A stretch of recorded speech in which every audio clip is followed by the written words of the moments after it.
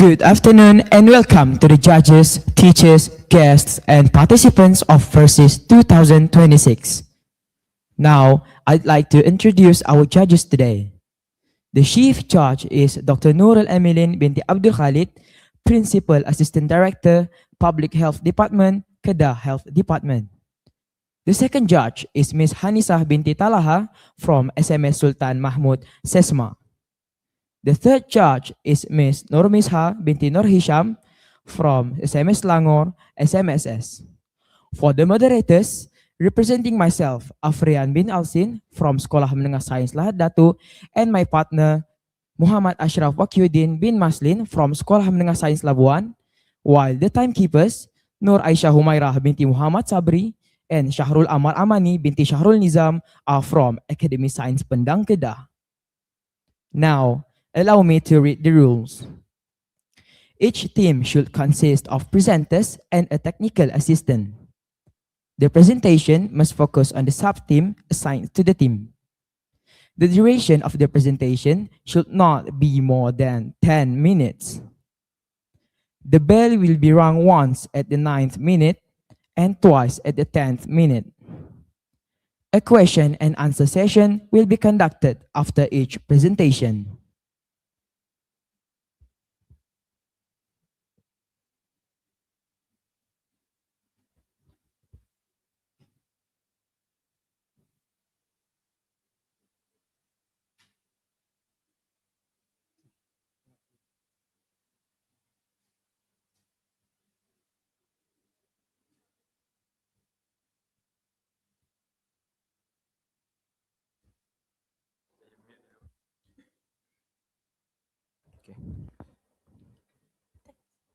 Test.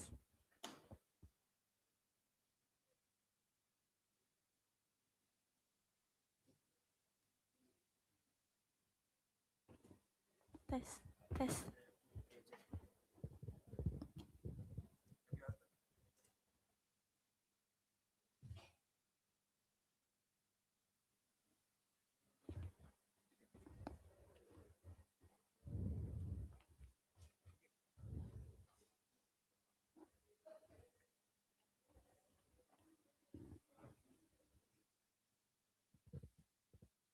Now, let's hear from the first team, Sekolah Menengah Sains Tapah, to present.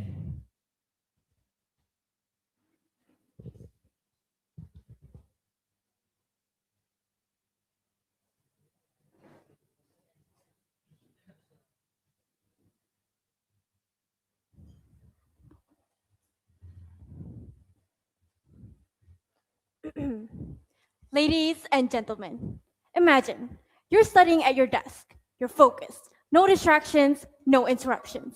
Just you and your goals. And in that silence, your future feels clear. Until it doesn't. Suddenly, your phone lights up. Notification appears. Then another and another and another. You have this urge to pick it up. So you tell yourself you only have a quick look. Just 5 seconds, just one notification. But before you know it, it's been an hour as you try to desperately catch up on what you missed while you were away. Have you? Have you? That constant urge? And that, ladies and gentlemen, is what we call FOMO, the fear of missing out. But before that, Assalamualaikum and good afternoon to the honorable judges, precise timekeeper, esteemed rapporteurs, fellow participants, and everyone here today. We are from Tapah Science School, and we are honored to have the privilege to stand here today and voice out our research titled FOMO versus JOMO. Can youth redefine happiness by choosing to miss out? Under Subteam 2, Wellness Revolution, Youth Leading the Change, in support of SDG 3, Good Health and Well-being. Today, we are not just presenting data. We are presenting a reality that many of us are living in, but rarely question. In today's hyper-connected world, young people are constantly exposed to carefully created snapshots of other people's lives. We see their achievements, celebrations, vacations, and their happiest moments. Rarely do we get to see the struggle behind these moments. As a result, young people begin comparing their everyday reality into someone else's highlight reels. Every notifications, every post, every story, and every trend creates an invisible pressure to stay connected and never miss a moment. This pressure slowly convinces us that if we are not constantly being online, we are somehow falling behind. Even when we are doing enough, it still doesn't feel like enough. Which leads us to our first issue. Young people today are becoming increasingly dependent on their devices to check social media. Many feel compelled to check their phones repeatedly throughout the day, even during classes, study sessions, meals, and family time. This behavior is living proof that they are actively experiencing the fear of missing out. What begins as curiosity can gradually develop into anxiety, emotional stress, sleep deprivation, reduced concentration, and many others. Instead of focusing on their own growth, they become occupied monitoring the lives of others. Their happiness becomes heavily dependent on comparison. It is as if you are in, then only you'll be happy. But should our happiness really depend on chasing what others are doing? Should our self worth be measured by whether we've done the latest trends or not? These questions inspired us to conduct this research because what is normal today may not necessarily be healthy. Having identified these concerns, we established several objectives. The top two are to investigate what actually triggers FOMO among the youth in our school, along with examining the effects that FOMO has in their daily lives and emotional well-being. This is where JOMO comes in, the joy of missing out. Like FOMO, which is driven by anxiety and comparison, the JOMO encourages mindfulness, self-acceptance, and intentional living. It reminds us that by not choosing to participate in everything is not a loss. Sometimes it is an act of self-care. JOMO teaches us that it is perfectly acceptable to disconnect, to take a break, to prioritize ourselves, to enjoy the moment while having not to worry about what other people are doing. Therefore, through this research, we aim to demonstrate why embracing JOMO can lead to healthier and happier lifestyles. At the same time, we wanted to find out how ready they are to make this positive shift. To conduct our research, we created a questionnaire consisting of 30 carefully created questions. Over 300 Form 3 and Form 4 students sat down and answered our questionnaire, while we encouraged them to answer with full honesty and no filter to ensure the reliability of our findings. This allowed us to gain valuable insights into their experiences, attitudes, and behaviors towards FOMO and JOMO. Moving on, the followings are our findings for this research. And what we both discovered was both expected and surprising. We found that most of our respondents were already familiar with the term FOMO, fear of missing out. With that being said, 52% of respondents says they experience FOMO in their daily lives. This means that more than half of our respondents said they experience feelings associated with the fear of missing out. Although some admitted to not being able to take control of their constant fear and anxiety of missing out, over 70% claim that they're capable of controlling their feelings with ease. This shows that although FOMO is common among students nowadays, it has become normalized and is seen as part of our daily lives in this generation, meaning it is no longer rare. It is routine. To better understand what actually triggered these feelings, we examined several possible factors that triggers FOMO among our respondents. Firstly, an overwhelming 96% agrees that seeing the achievement of others triggers their FOMO, whether it is academic success, competition victories, or scholarships. In addition, the second biggest factor contributing to their feelings of FOMO is seeing the lifestyle of others. From luxurious vacations, going to concerts, buying absurd food, to seemingly perfect daily routines, many stated feeling anxious when they see others live the life that they feel they should have too. Although more than half of our respondents said they experienced FOMO in their daily lives, the majority surprisingly disagree on the negative impacts of FOMO on their lives, big or small. But here comes the interesting part. When we introduced the concept of JOMO, the joy of missing out, most students responded positively. They agree that taking breaks from social media, focusing on personal goals, and spending quality time offline could contribute to healthier and happier lifestyles. In fact, a large percentage of respondents stated that they were willing to practice JOMO if it could help reduce stress and improve mental well-being. Our surveys also found that students are open into trying an app to help with their FOMO, with 58% expressing their interest in trying the app and 29% are willing to dedicate 10 to 15 minutes daily to it. In addition, 55% believe personalized screen time guidance would be helpful, while nearly 90% agree a solution like this could help reduce FOMO, highlighting the need for effective well-being tools among students. So, what does this tell us? Awareness is already there, but the challenge is action. Our findings suggest that Many of our respondents are in denial about the negative impacts of FOMO on their lives. It shows that being affected by FOMO has become normal, that they are constantly experiencing it, yet brushing it off. Again, more than 50% of respondents stated that they are able to control their screen time. Alas, they also believe that they could use the help of an app. And that is where our proposal comes in. Not to remove technology, no, but to reshape how we use it. Ladies and gentlemen, let's imagine a world without chaos, complete silence from notifications, with a peace of mind and no fear whatsoever. The best thing is, we get to choose when. Even when we are so submerged in our daily activities, we are handled with care. It's like having a personal assistant right next to you to remind you that it is time to rest. That is what Nexit is for. Exit the network. This app is created to help with the youth's fear of missing out by controlling your screen time while still having full control over it. The idea is to let them know that they do not need to be completely deprived of their devices, but rather to be reminded that there are many other things to enjoy in life rather than worrying about everyone else's whereabouts. Netsit may look like any other screen time help app, but Netsit offers more than that. First, there is Trackify, which helps to track your daily, weekly, and monthly screen time. Not only that, Nexit also provides schedule analysis, which is a feature that analyzes your screen time based on Trackify results and recommends you the most ideal and best screen time that fits your schedule. Netsit also has settings that you can willingly change anytime. For example, adjustments for your reminders, voice options, and the ringtone of your notifications. You can choose to have Taylor Swift, Ariana Grande, or Bruno Mars himself to remind you to touch grass. How cool is that? Now, on to the best part. Our best feature, the Jomo Challenges, is what sets us apart from other mainstream digital self-help apps out there. The Jomo Challenges provides a series of quests that you can do every day to help you spend time away from your screen.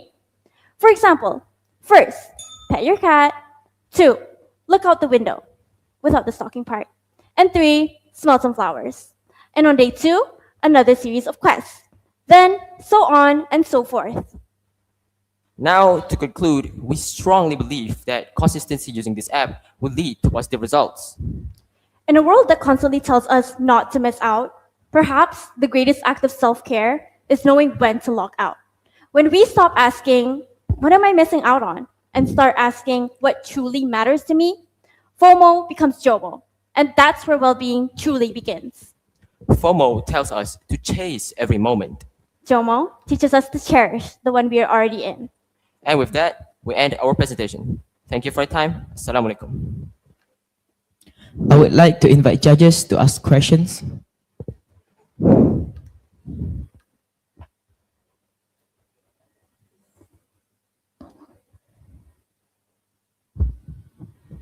Okay, good presentation, good projects, Thank you. and good congratulations. I just want to know, do you propose this project to your school admin? Do you have proposed? Do you have proposed this project to your school admin, to your principal? Currently, we haven't proposed this to our school admin, but over time, we will propose it and hope for the best for our app. Oh, so the apps is not used yet. Yes, it is currently just our proposal. Okay. Okay. Okay. Thank you. Alright, thank you.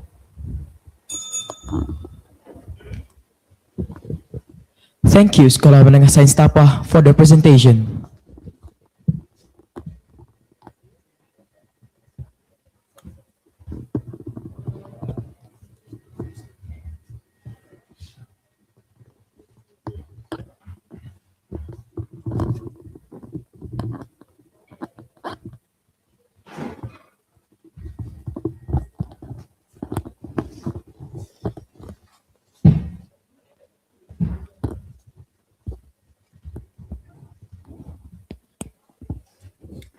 Subhanallah, subhanallah.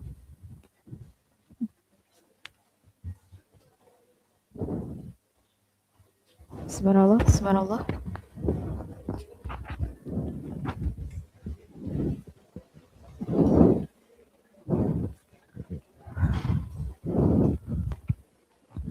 Yürü.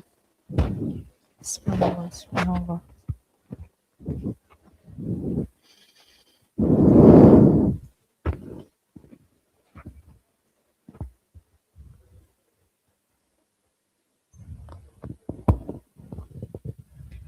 Next, I would like to invite the second team, Sekolah Sri Putri, to present.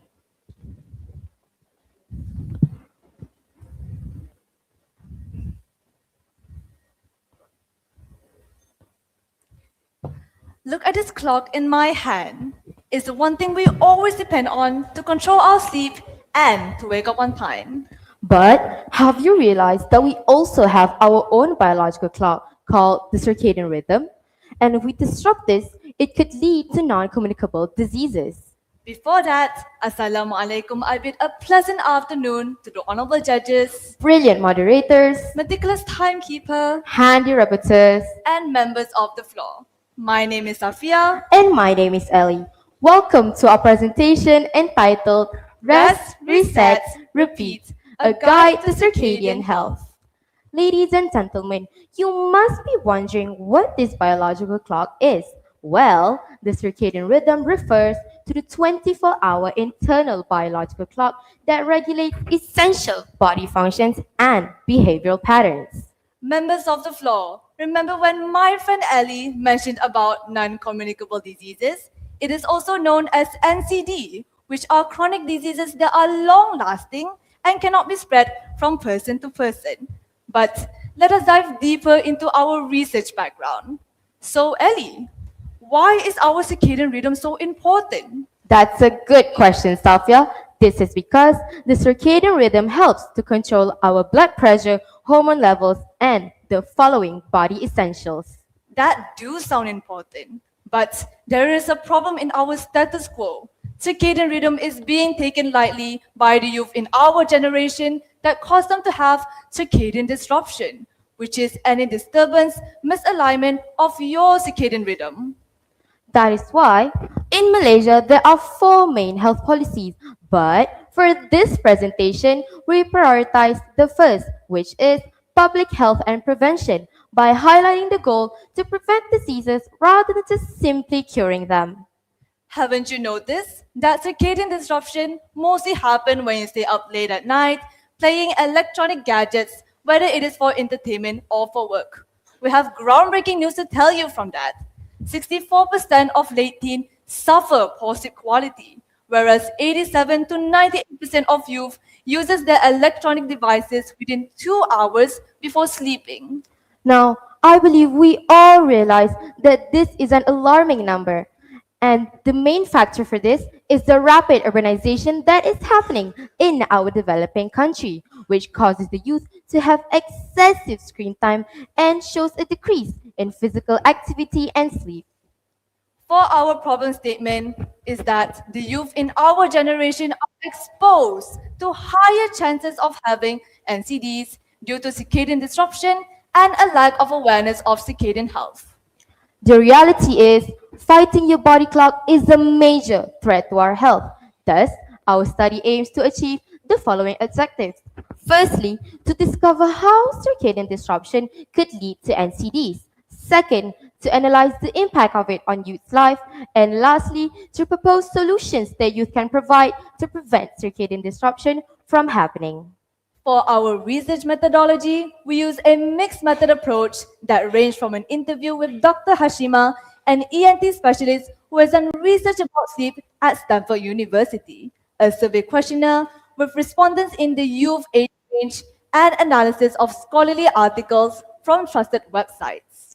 Now, we would like to show you our methods of analysis where we collected our data by taking notes of the interview transcripts, tabulating our survey results, and conducting a meta-analysis of articles regarding circadian health. Moving on to our findings, I'm sure everyone in this room has experienced stress or anxiety due to the academic pressure in school, sometimes even staying up late at night just to finish our homework. Well, we found that the cause of depressive symptoms is due to social jet lag. In Malaysia, the percentage has increased from 24% to 37% in the following years. And I assure you, ladies and gentlemen, the numbers will rise even further if the youth continues to stay up late, doom scrolling on screen. Now, may I see a raise of hands who here sleeps past midnight during the holidays? I believe, Safia, that we can all relate to this. But this is the harsh reality we're living in. As boarding school students, the holidays are our only chance to commit to our social life. It may sound like a trivial matter, but 2 hours of social jet lag can cause over 100% increase in metabolic syndrome, a leading cause of heart chronic diseases. Dear audience, have you heard the recent news about a 17-year-old girl who suffered from stroke just from staying up late to play video games despite being young and healthy? Tragic news, right? But sadly to say, this could be any one of us here if we do not take action. Back to you, Safia. Thank you, Ellie, for the eye-opening reminder. We've also found from the interview that every time we sleep, our blood pressure drops around 20% to 10% due to secretion of melatonin.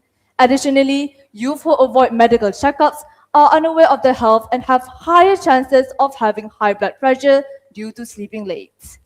Now that we are aware of this, I do have a question. How long do we actually need to sleep? Brilliant question, Ellie. According to World Health Organization, individuals at the age of 18 years old and above are recommended to have 7 to 9 hours of sleep. But Dr. Hashima believed that quality sleeping is far superior than the duration of sleeping. But I do wonder, Ellie, if sleeping late is so harmful, why are there still people who do it? Aha, that can actually be answered by reviewing our respondents' results, where we have found that the main causes for sleeping late among youth is either finishing assignments or using gadgets before sleep. Now, look at this pie chart, where we have found that over half of our respondents do suffer from illnesses due to sleeping late, such as daytime sleepiness. Be honest, who here has accidentally fallen asleep in class before? I believe we all can relate to this. Thankfully, there are many ways to prevent this issue. From our survey, workplace information, and education are what our respondents believe to be the most effective. But for our recommendations, we have concluded 3 solutions. Firstly, by installing human-centric lighting in buildings, also known as HCL lights. It's a light that imitates changes similar to natural light. This is because after sunset, our body should only be exposed to orange or yellow lights. However, in the morning, white light is important for productivity and functionality. To let you know, in Malaysia, hospitals like Gleneagles, located in Kuala Lumpur, have already installed HDL lightings in their facilities. This proper light exposure helps to reduce burnout and stress among patients. But we believe that HCR lights should also be installed in other buildings such as corporate offices or even school facilities. Secondly, we believe that by spreading education through the curricula will broaden the youth's mind of circadian health. Nowadays, we have found that circadian health is not comprehensively taught in education. Have you ever encountered this topic in your textbook before? I'm sure the majority will say no. Thus, this is the cause of a lack of awareness among us. By implementing circadian health in textbook syllabus and inviting medical specialists to spread education about circadian health is crucial in our world today. Lastly, scheduling your daily lifestyle fitting your natural chronotype, which is the body's genetically influenced inclination. To put it simply, the best way for you to sleep and hours where your brain is most productive. Did you just fall asleep while I was talking? Sorry. But wait, there's another solution, and it's free. Have anyone ever told you to go outside and touch some grass?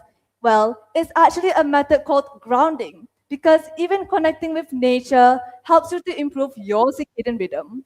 But bear in mind, physical activity should be avoided at night since it is the time for our body to rest.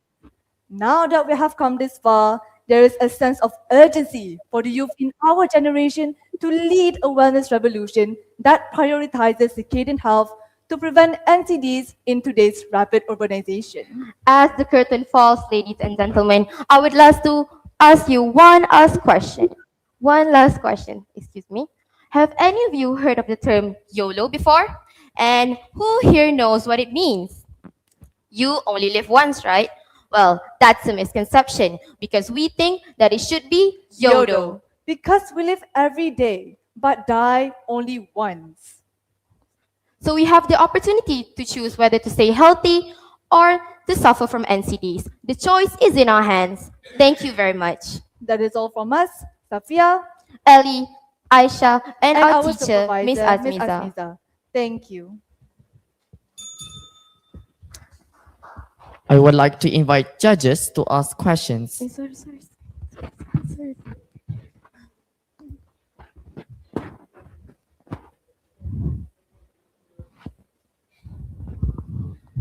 All right. Can we look back at your methodology because it's quite fast?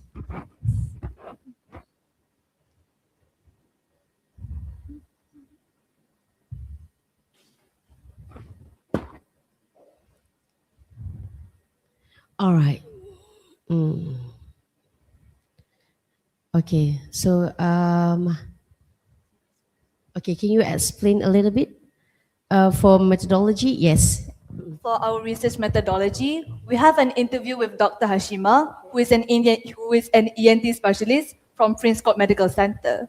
And we also conducted a survey questionnaire in Google Forms with 88 respondents and choose 3 questions, which is the 6th and 7th question, and also our last questions. And then we've also analyzed different articles about circadian health, for example, Sleep Foundation and the Malaysia Ministry of Health, as well as World Health Organization. How many items for your questionnaire? For our questionnaire, we have 29 questions. 29 questions. Okay. All right. Tiga.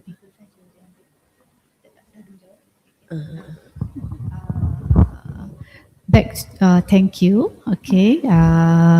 Also great presentation and good project. Congratulations. Thank you very much. Okay. Thank you. So my question is about the research question or research objective. The first research objective, please clarify it. So for our first objective, which is to discover how circadian disruption leads to non-communicable diseases, meaning we want to see how something so small as circadian disruption, because we can't see the circadian disruption since it is our internal biological clock. So we want to study how can something so small can actually lead to something serious, such as non-communicable diseases. Hence, that is why we have found that it is actually the blood pressure and our hormone levels that are disrupted when we are having circadian disruption. It's come to my next question. How do you measure it in this study? I think if we want to measure it, we can see symptoms of circadian disruption, such as maybe if students who suffer circadian disruption will always sleep in class, or sometimes they will find it trouble to focus during class, because circadian rhythm isn't only just for your health, but it's also for your brain productivity. So it is crucial to us to follow certain ways to make sure that our circadian health is being taken care of, so our body can continue to stay healthy. I suppose there is data to support the RO, the first RO. Yes, there is data. Data analysis about this.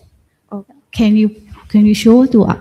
We have fun from our interview with the doctor. From your from the doctors, yes. not from the questionnaire.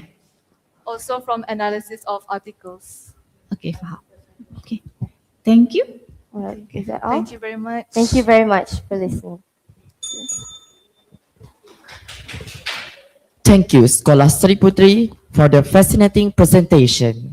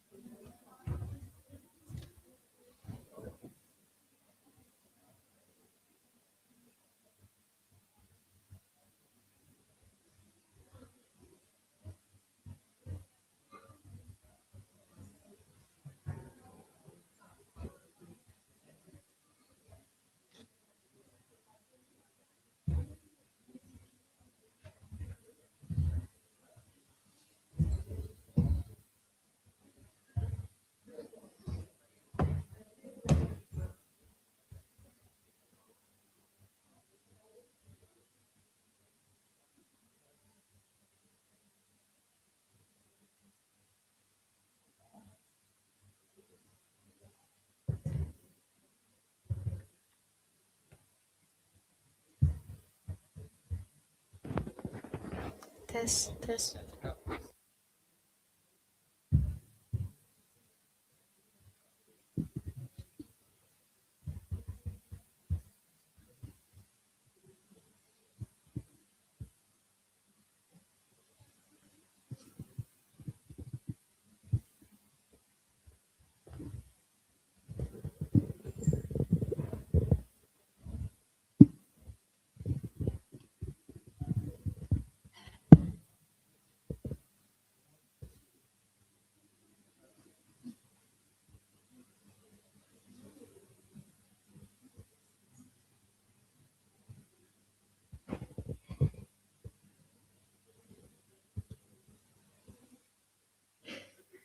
Now, I would like to invite Sekolah Menengah Sains Kubang Pasu to present.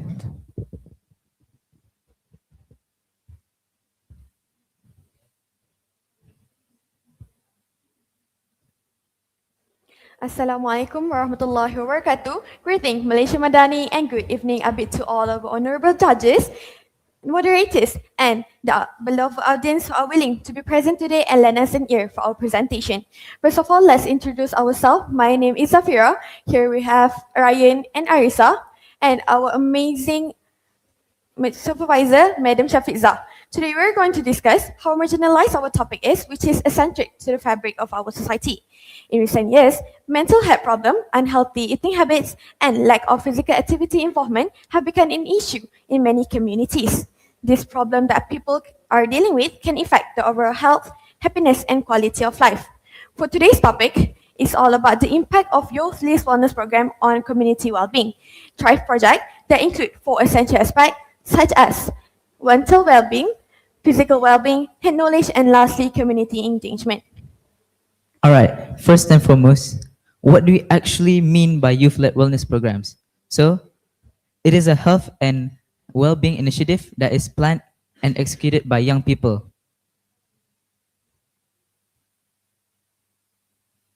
So, youth-led wellness programs, the first object, it improves the overall community well-being. After that, it also builds long-term resilience. Other than that, it also improves the peer leadership and advocacy.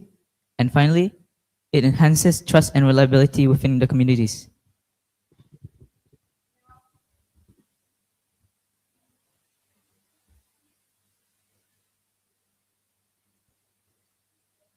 Test. Now, our research aligns with Social Development Goals 3, which is ensuring healthy life and promotes well-being for all. This means through Project Thrive, participants actually do engage in activities that improve their physical health, mental well-being, community engagement, and health knowledge. Therefore, our study contributes directly to achieving the goal of SDG 3. I'm sorry. Now, moving on to literature review, where higher mental health and well-being can lead to greater work productivity. This is because people are more focused, more motivated, and are less likely to experience burnout, absenteeism, resulting in improved individuals and organizational performance. Next, health education increases health knowledge by providing individuals with practical skills and accurate information to make healthy, informed decisions.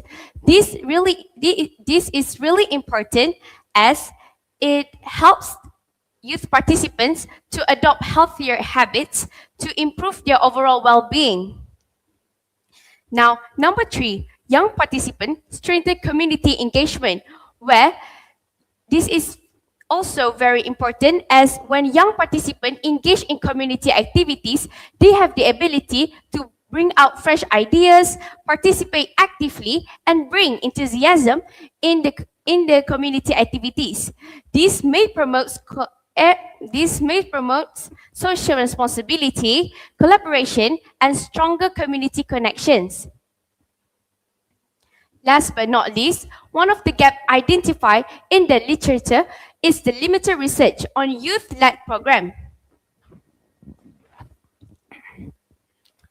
There is no single definitive global registry that tracks grassroots youth-led organizations, but major international bodies shows that there are millions of informal projects of youth-led organizational.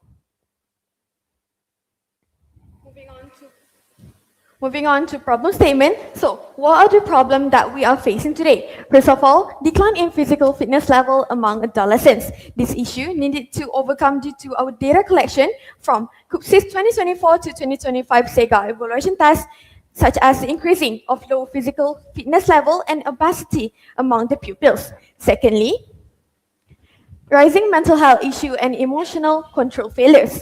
Based on Asia Pacific Journal of Youth Study APJSY and Ibrahim ETAL 2022, a study found that the prevalence of depression among Malaysian adolescent and young adult ranged from 80.2% to 32.7%, indicating that considerable proportion of the nation's youthful population is affected by mental health challenges.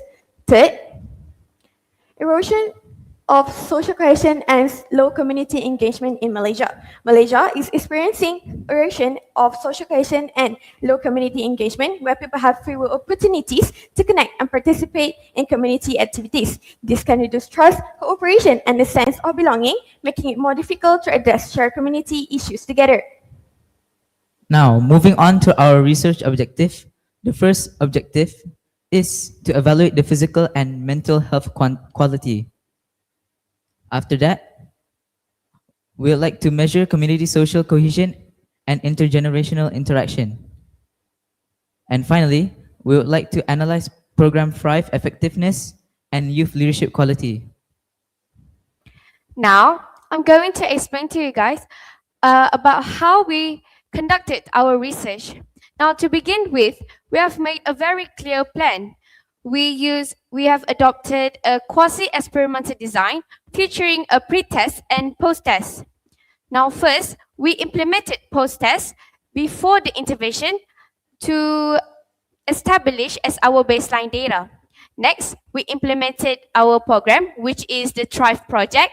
And last but not least, we administered a post-test after the program concluded to obtain the overall changes in our variables.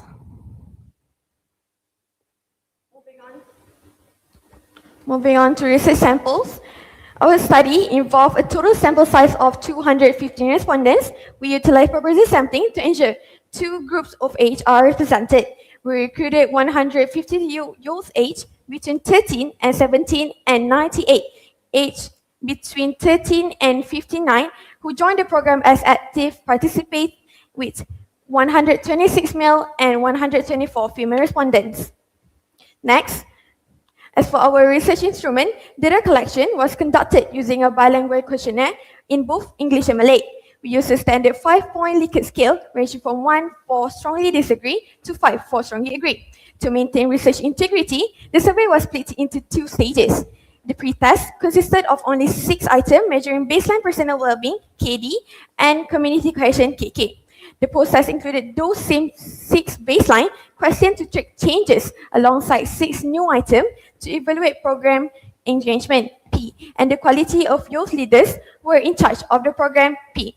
After we briefed the participants regarding the study and collected their pre-test responses, Thrive was carried out over a period of 4 weeks.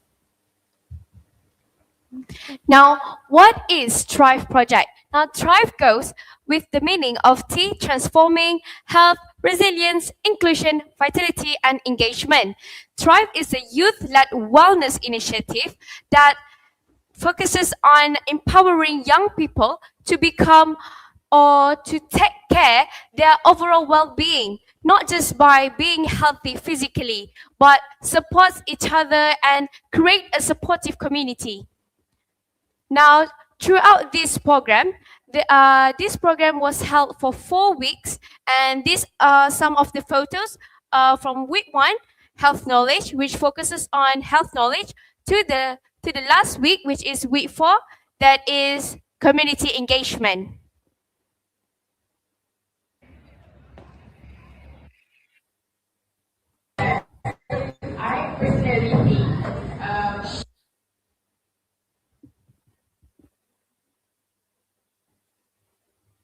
All right. For data analysis, we utilize a statistical method known as a paired samples t-test. So it is suitable because it compares the mean scores of the exact same cohort before and after intervention. For the graph on the left, it is the response distribution by items, and for the graph on the right, it's the comparison of mean scores of the items before and after intervention. So for Thrive and youth leadership, overall the evaluation shows that Thrive achieved a high overall rating of 4.37 out of 5, indicating that participants had a great experience throughout the program. Now, there are a few suggestions that we think the schools and the government should practices, such as Thrive Peer Ambassador Program, Wellness Corner, Peer Buddy System, co-funding, and so much more. I think that's all from us. Striving together towards excellence. Thank you for lending your ears. I would like to invite judges to ask questions.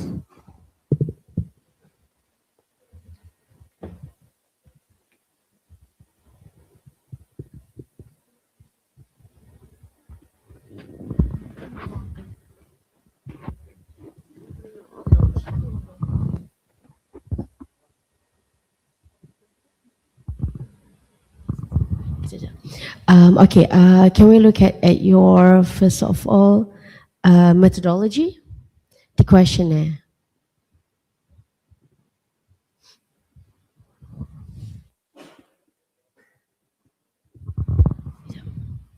For the questionnaire. Okay, this, okay, not that one, after, okay. So the questionnaire, is it a qualitative or quantitative?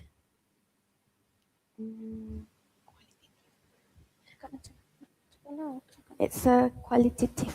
Qualitative. Okay, all right. So you mentioned just now about t-test.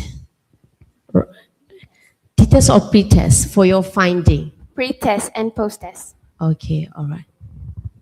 Okay, okay. All right. I have one question. How did you develop the idea for conducting this research? So,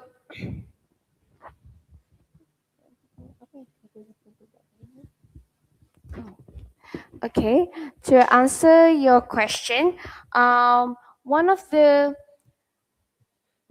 objective for us to conduct our this research that triggered us is the SEGA evaluation in KUPSIS. There are some data that has been collected that shows that the KUPSIS community do not actually practice healthy lifestyle based on their figures and also their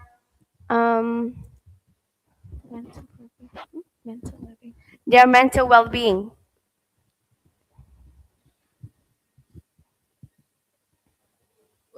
What do you mean by numerical research?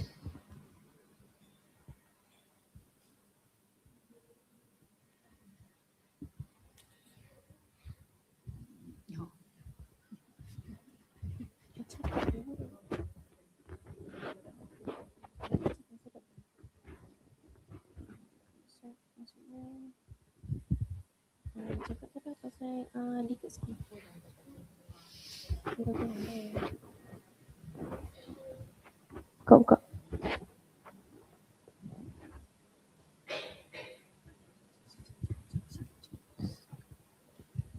Test is according to our Likert scale.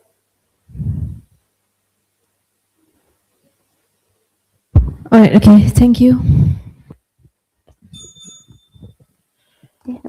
Thank you Sekolah Menengah Sains Kebang Pasu for the presentation.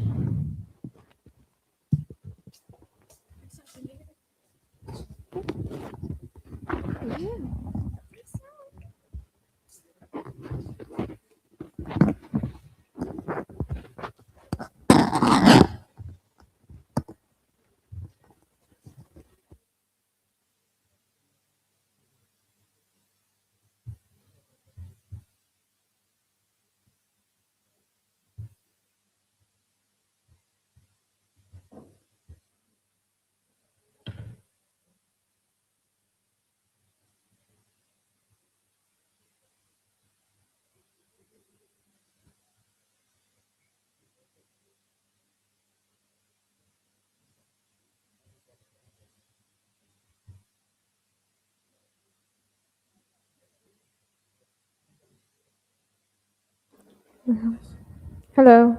Yeah.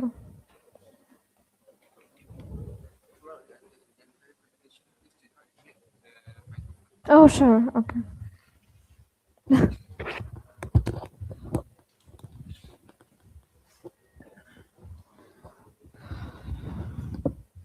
Hello. Hello. Yeah.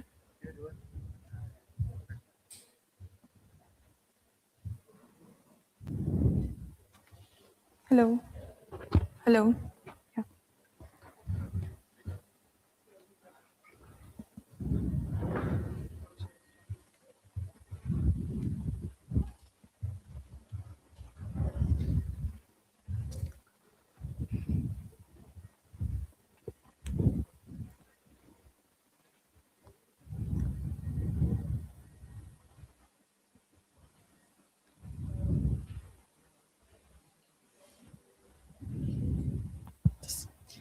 Next, I would like to invite the fourth team, St. Mark's World School from India, to present.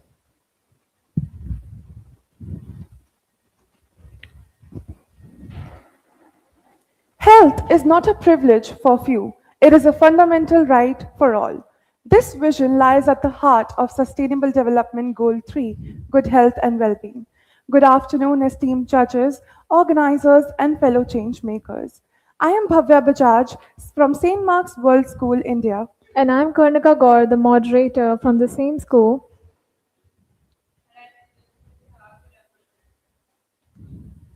We live in an era of unprecedented scientific advancements, yet one of the greatest threats to human survival in the 21st century isn't just the existence of a new virus, it is the failure of our oldest modern medicine.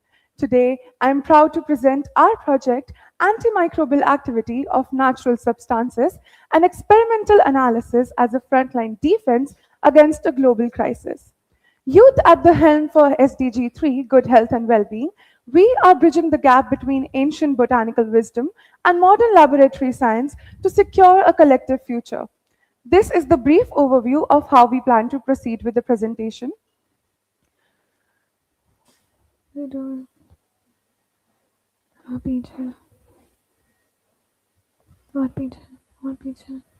understand the significance of our research, we must first know that the great dependence on antimicrobial have led to the bacteria being evolved and leading to global problems like antimicrobial resistance. So, as the research for new antimicrobial solutions continues to become more urgent, we have turned to medicinal plants that have been used for centuries in traditional medicine. Inspired by this ethnobotanical knowledge, we decided to investigate the power of 5 locally available plants: garlic, neem, clove, ginger, and cinnamon. And our agar plates experiment showed reduced microbial growth compared to the control plates, suggesting that they may serve as promising antimicrobial agents in the fight against infection. Now, you must be wondering why plant-based antimicrobials are attracting scientific interest. To understand this, we reviewed existing research papers. The literature identifies a major global crisis. The overuse of single-ingredient antibiotic drugs have enabled many microorganisms to develop multi-drug resistant superbugs. But in contrast, whole plant extracts provide a multi-front solution. They can attack bacteria using different valuable compounds, like they can attack the cell walls and prevent reproduction. Some studies also show that these compounds can disrupt the biofilms and block the efflux pumps, the defense mechanisms bacteria use to protect themselves from antimicrobial agents. To guide our experiment, we defined a clear objective and hypothesis. We aimed to test the antimicrobial effectiveness of natural substances and predicted that different medicine and plant extracts would show varying variety of inhibition.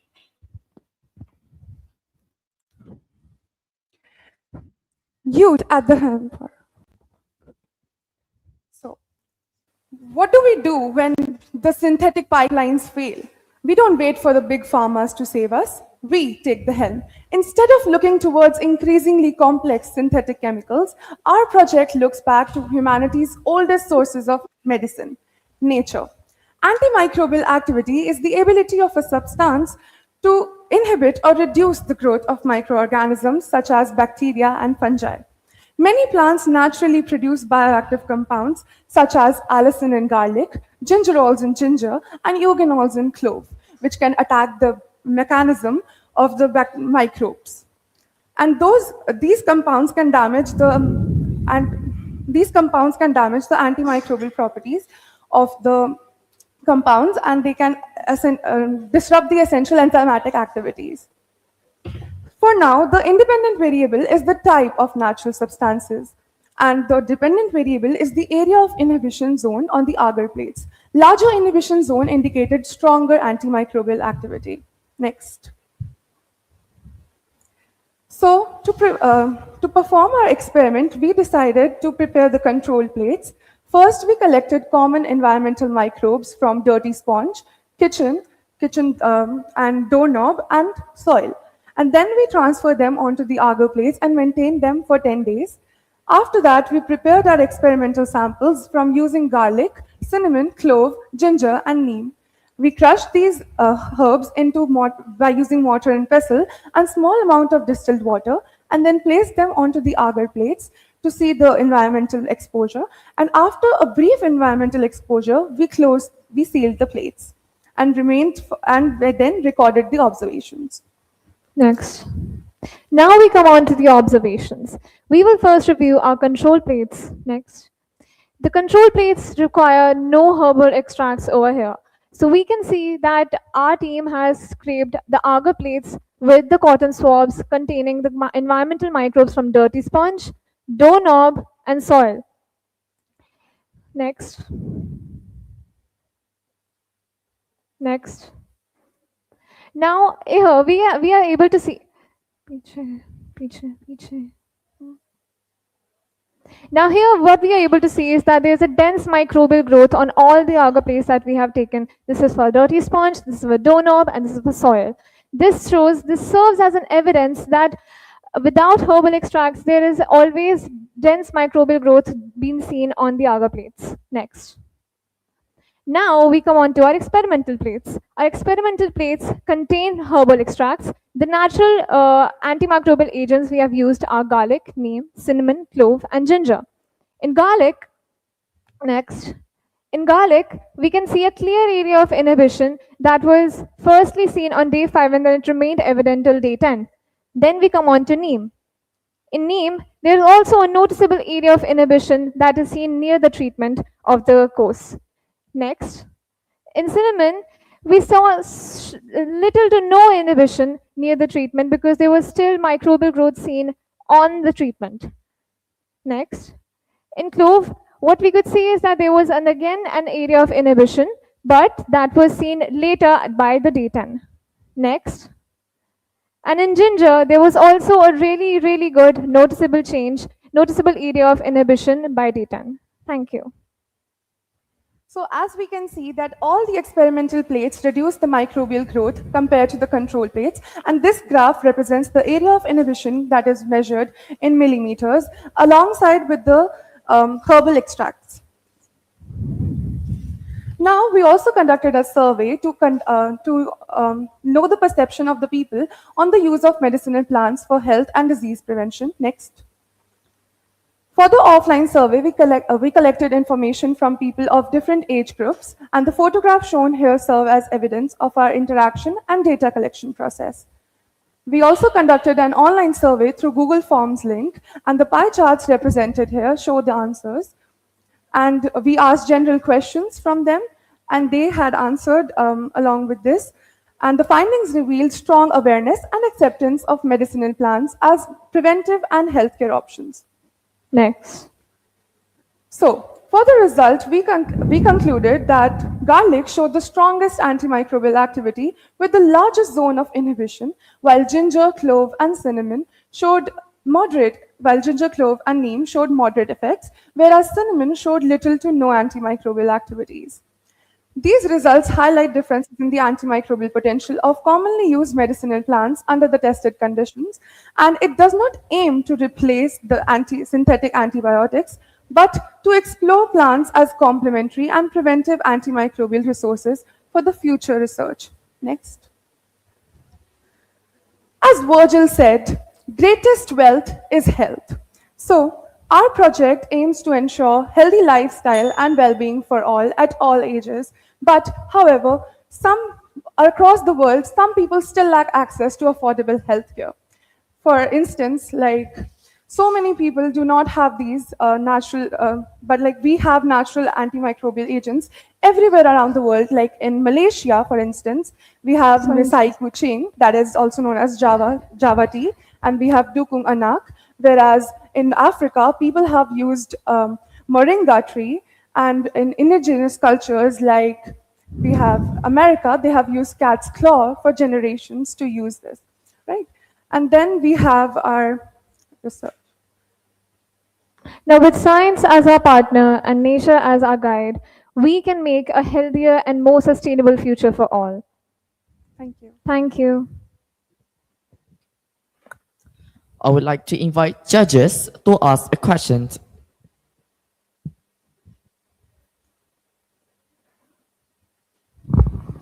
All right, can we look back at your research objectives? Yes. Research objective. Yeah.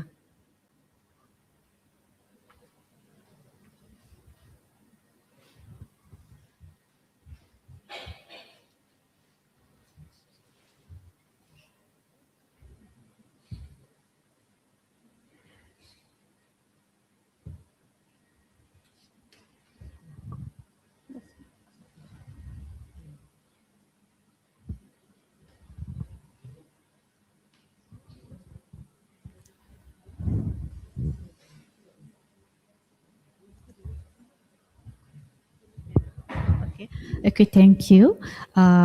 Good presentation, good research. you. First, I just want to know if you have any collaboration with any university or any school, other school in this research. No, no, no. Only our school was indulged in this. Okay. Where do you conduct your experiment? We conducted it in a bio lab. Yes. At your school? Yes. In our school, and we used sterile conditions like wearing gloves and using cotton swabs. For But of streaking. course, we did not use any bacterial hood because we wanted as much environmental microbes as we could get because we were not working with any specific microorganisms. So that's why we did not create a very sterile environment, but we took care of all the other sterilities like wearing gloves and reducing or minimizing contamination. So we took care of the plates as well. Okay. How do you conduct your case and control sample? How do you conduct? How do you conduct to reduce bias in this experiment? Okay. Yes. So for the control plates, we just inoculated the samples.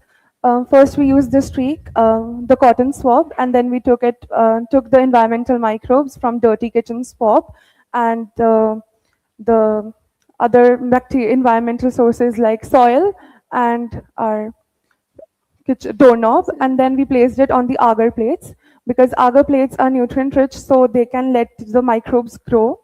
And then for the experimental plates, we first placed the extract, and then we left it open for the environmental exposure so that the bacteria could, get on the agar plate, and then we sealed the plates.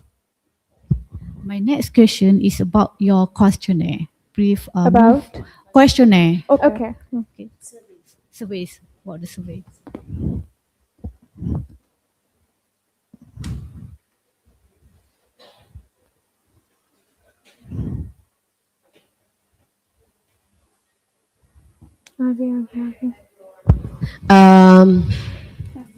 Survey interview. Survey Yes. interview? Yeah. Mm-mm. Jaldi.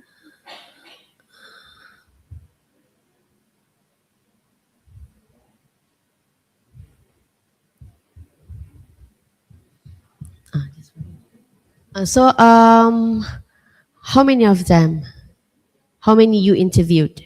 Okay, so these are just some of them, but we were not able to incorporate all of them. So we took around 10 to 15 people whom we interviewed. We asked them about how they continue or proceed with whenever they are sick, whether they use herbal alternatives or whether they rely on Western antibiotics. So you do a quantitative survey, Yes. quantitative or qualitative? We did both You- because since you we did have both. also conducted a survey and we have also brought a experimental angle into our PPT, so it's both quantitative and qualitative. Also in the analysis slide, can you please bring the analysis slide? Fine, this is survey interview, and then you have So online this shows survey. that we have also done the quantitative analysis of our research. Yes, you were asking about the survey question. That means you have two questionnaire. One is online survey, Yes. and then Offline. the second one is Offline. online. How many respondents? We had Uh, 57 respondents. 57 respondents. Should mention it first. Right. Thank you. Okay. Thank you. Thank you. Thank you, St. Mark's World School from India, for the interesting presentation.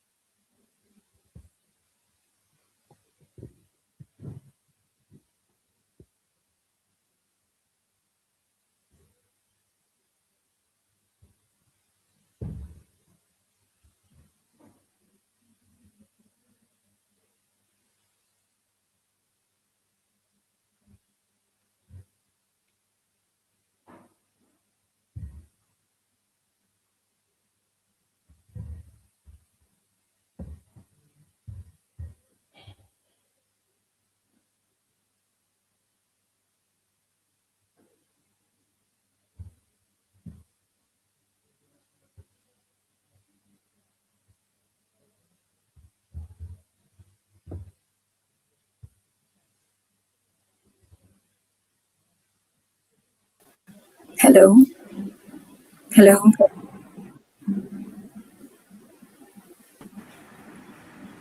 Hello.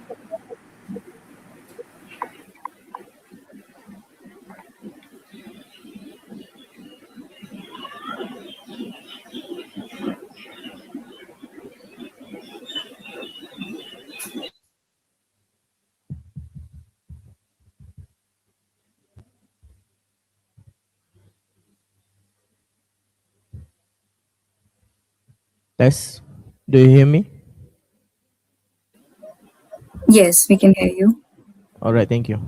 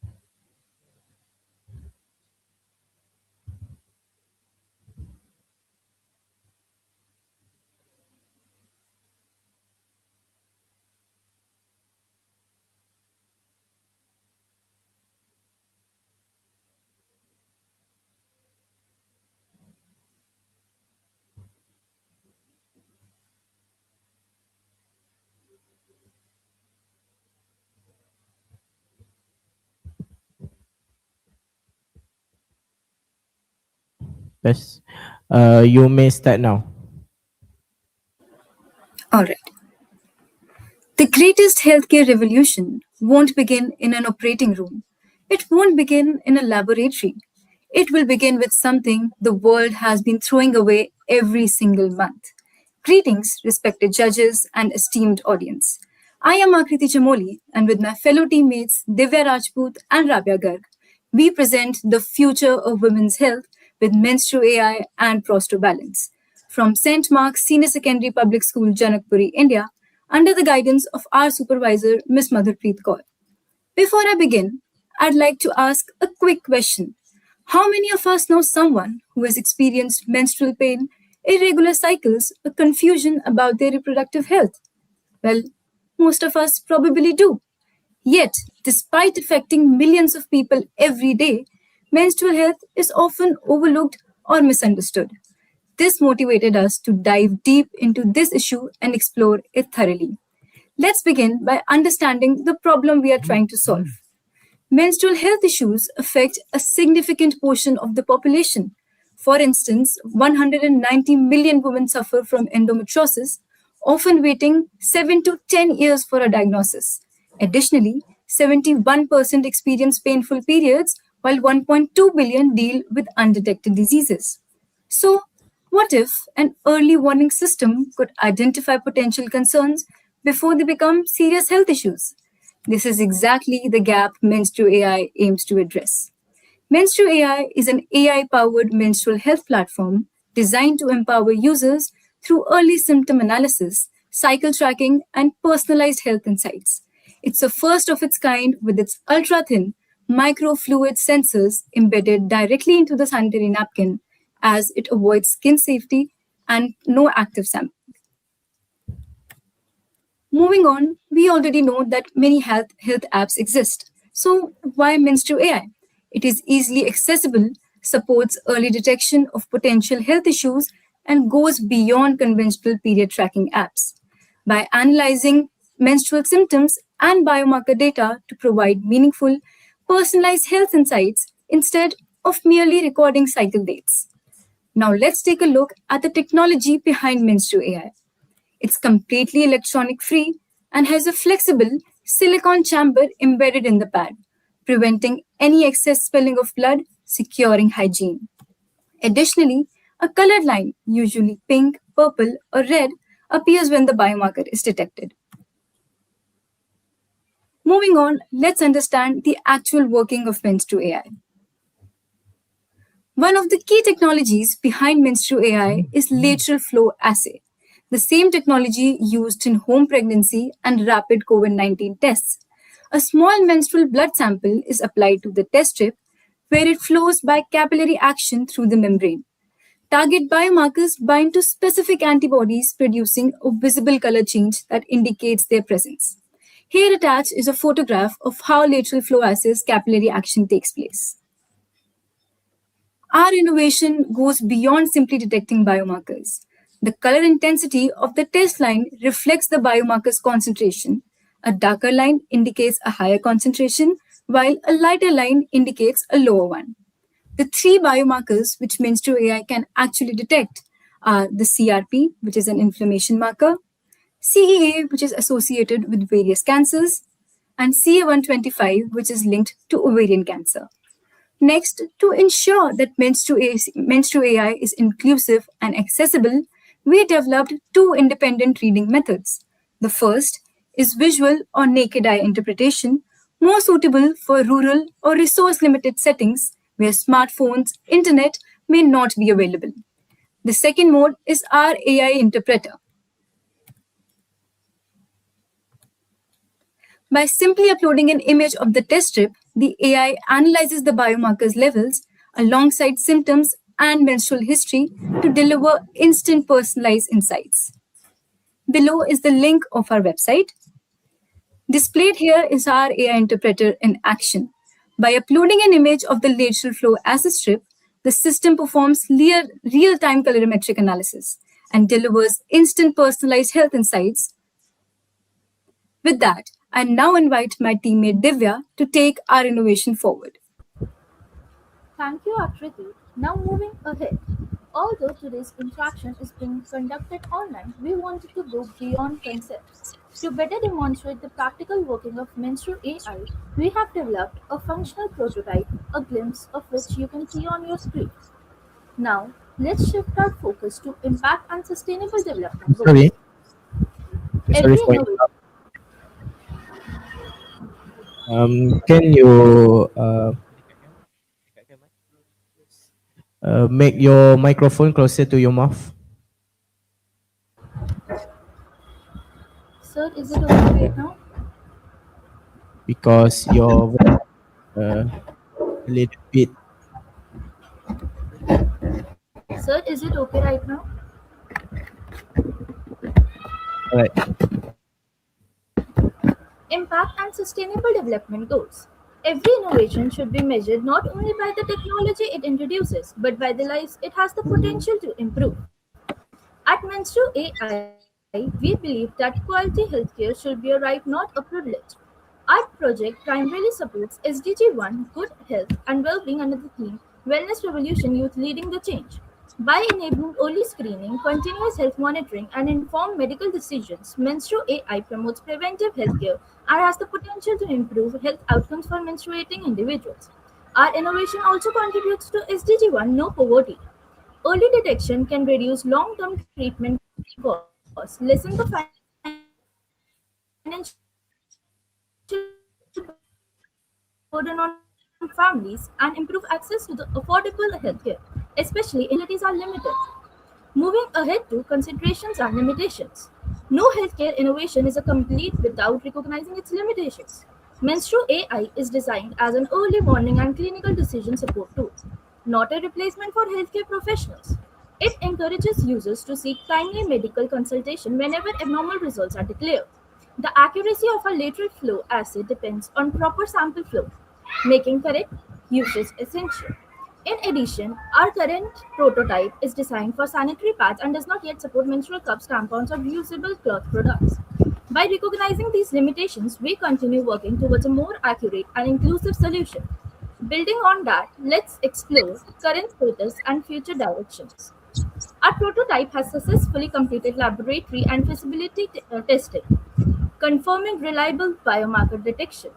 We are now conducting a field validation study with over 100 participants to evaluate real world performance across menstrual cycles. With nearly 1.8 billion people menstruating worldwide, Menstru AI has the potential to make a meaningful global health impact. Our next step includes expanding our biomarker panel, enhancing our AI models, improving compatibility with menstrual products, and conducting larger clinical studies. Our vision is to make Menstru AI an evidence based, accessible platform that advances preventive menstrual healthcare worldwide. I now invite my teammate Rabia to share the next aspect of our invitation. Thank you, Divya. Imagine this. It's the first day of your period. You have an important exam, a presentation, or a sports competition. But instead of focusing on your goals, you are doubled over in pain. Now you might wonder, why does this even happen? When prostaglandin levels rise too high, they cause the uterus to contract excessively, leading to painful cramps, inflammation, nausea, and discomfort that can disrupt daily life. Many women experience intense sugar craving during their period. While sugary snacks may provide temporary comfort, excess sugar actually increases inflammation and can worsen prostaglandin activity, making cramps even more severe. Current solutions such as painkillers or hormonal medications mainly work by suppressing prostaglandins. While effective, they may cause side effects like stomach irritation, hormonal imbalance, or dependency with frequent use. So we asked ourselves, what if we could balance prostaglandin naturally instead of simply suppressing them? Our solution, Prostobalance. Introducing Prostobalance, a natural science-backed formulation designed to regulate prostaglandin activity rather than block it completely. Instead of masking symptoms, Prostobalance works with the body's natural processes. The result, safe, effective, side effects free relief that gives women comfort, freedom, and confidence throughout their cycle. Now, how does it work? Our solution contains the following ingredients. First, ginger extract, micro encapsulated antiprostaglandin agents natural sweeteners like stevia and monk fruit, maltodextrin, and microencapsulation enables the slow and controlled release of the active ingredients over the first 48 hours. Now over to you, Akriti. Thank you, Rabia. Now, moving on to our conclusion.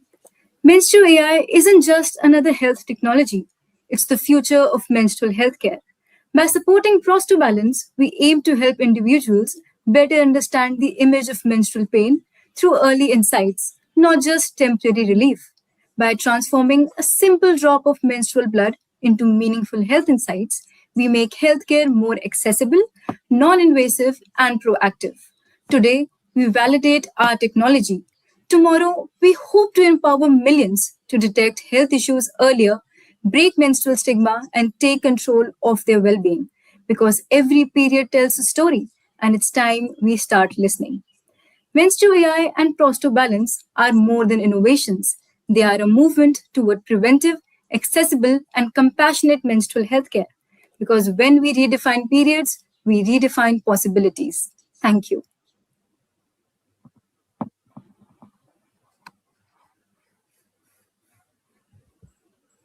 I would like to invite judges to ask questions. Okay, hi. We would like to ask what is or are your research objective? Thank you for the question, ma'am. Going back to our objective.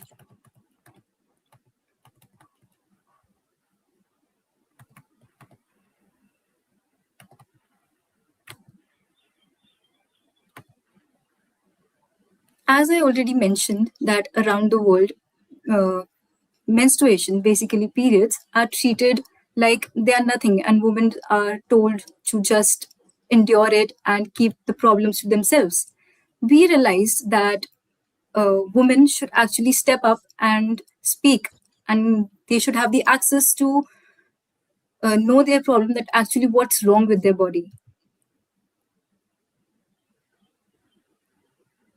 Can we know your how do you get your data? How do you analyze your data for your research? All right, ma'am. Also mentioned in the bibliography, this research is actually being done at Zurich by the young researchers. Taking it forward, we added our ideas of Menstru AI. How can the AI can be enabled to make it more transformative? In Zurich, more than 100 participants are being field tested for its safety and how its limitations could be conquered.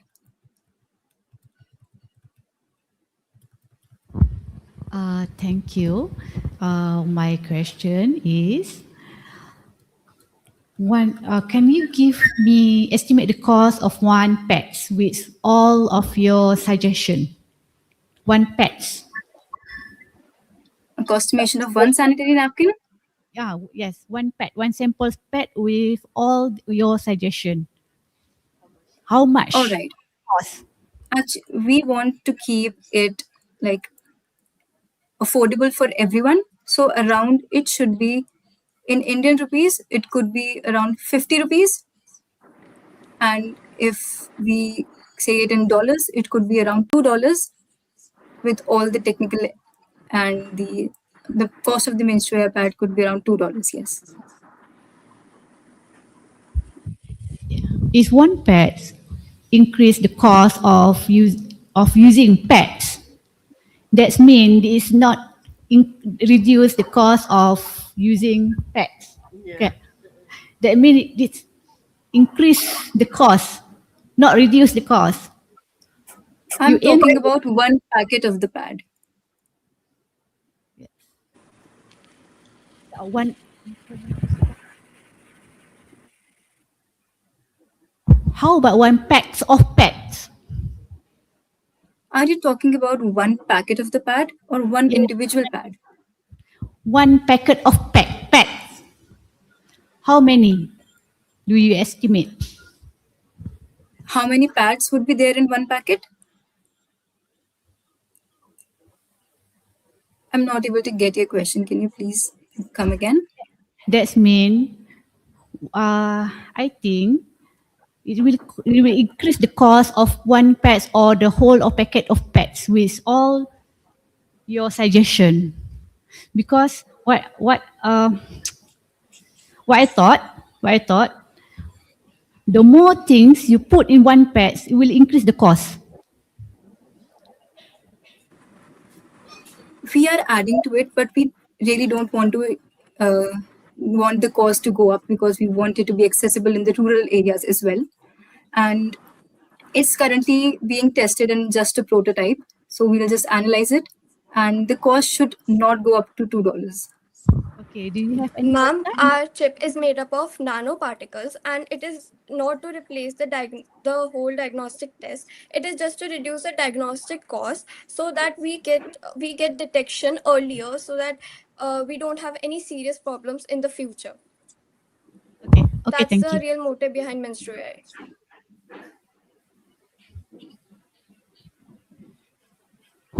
All right, thank you so much. Thank you, ma'am. Thank you, St. Mark's Senior Secondary Public School, Janakpuri from India for the presentation.